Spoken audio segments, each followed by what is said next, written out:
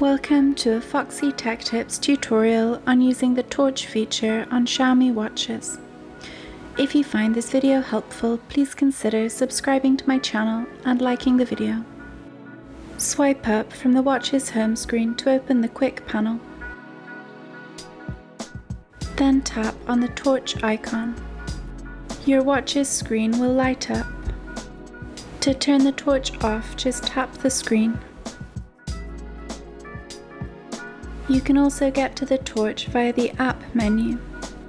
To do this, tap on the home button and then tap on the torch app. Tap the screen to turn the torch on and then tap it again to turn it off. And that draws an end to this tutorial. Please like the video if you found it helpful and subscribe to Foxy Tech Tips for more Xiaomi watch tips and tricks.